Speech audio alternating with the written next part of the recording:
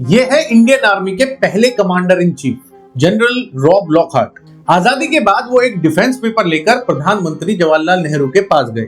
इन documents में ये सब मेंशन था कि भारत के पास कितनी आर्मी होनी चाहिए, उनके पास क्या क्या हथियार होने चाहिए और क्या भारत की डिफेंस नीति यानी पॉलिसीज होनी चाहिए। जनरल लॉकहार्ट के military secretary major general A Rudra भी उनके साथ थे, जिनके अनुसार जब नेहरू जी ने ये रिपोर्ट पढ़ी तो वो कथित तौर पर गुस्से में भड़क गए और चिल्लाते हुए कहा, कोट, बकवास, पूरी तरह से बकवास। हमें किसी रक्षा योजना की जरूरत नहीं है, हमारी नीति अहिंसा की है, हमें कोई सैन्य खतरा नहीं दिखता। जहां तक मेरा सवाल है, आप सेना को खत्म कर सकते हैं, स्क्रैप द आर्मी, ये टर्म यूज करी गई थी। हमारी सुरक्षा जरूरतों के लिए पुलिस ही काफी है, अनकोट। नेहरू जी के ये बयान सुनकर जनरल लॉकहार्ट बिल्कुल शॉक्ड रह गए और एक तरह से सुन पड़ गए। इस प्रस्ताव के कुछ समय बाद ही नेहरू जी ने सेना की संख्या को 3.5 लाख से घटाकर 2 लाख करने का आदेश दे दिया, जबकि सरदार पटेल का रुख नेहरू जी के बिल्कुल विपरीत था और उनका मानना था कि आर्मी होना सिर्फ डिफेंस के लिए ही नहीं बल्कि सॉवरेनिटी के लिए भी बहुत जरूरी है। नेहरू जी के इस नजरिए के कारण आर्मी की आवश्यकताओं को किनारे कर दिया गया और कूटनीति यानी डिप्लोमेसी को प्राथमिकता दी गई।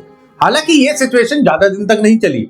जब 1947-48 का कश्मीर का युद्ध शुरू हुआ और पाकिस्तान ने हमला कर दिया, तब सरकार को अपनी सोच बदलने और आर्मी की इंपॉर्टेंस को एक्सेप्ट करने पर मजबूर होना पड़ा। 1949 में युद्ध विराम के बाद 1951 में भी लगभग 50,000 सैनिकों को सेवा मुक्त यानी डीमोबिलाइज कर दिया गया था। अगर उस समय आर्मी की इंपॉर्टेंस को किनारे ना किया जाता तो शायद पाकिस्तान ऑक्यूपाइड जम्मू एंड कश्मीर आज भारत का हिस्सा होता और 1962 में चाइना के सामने भारत को घुटने टेकने पर मजबूर नहीं होना पड़ता। सैन्य अधिकारियों का मानना है कि सेना में इस कटौती और रक्षा बजट में कमी के कारण ही 1962 में भारत और चीन के युद्ध के समय भारतीय सेना तैयारी में काफी पीछे रह गई थी। इन कारणों से कई फ्रंट्स पर भारतीय सेना को बहुत ही लिमिटेड हथियार और लाठी और डंडे लेकर चीन की सेना का सामना करना पड़ा था, जिससे बहुत से भारतीय सैनिक शहीद हुए, जिन्हें न सिर्फ बचाया जा सकता था बल्कि इस युद्ध का परिणाम भी पूरी तरीके से बदला जा सकता था।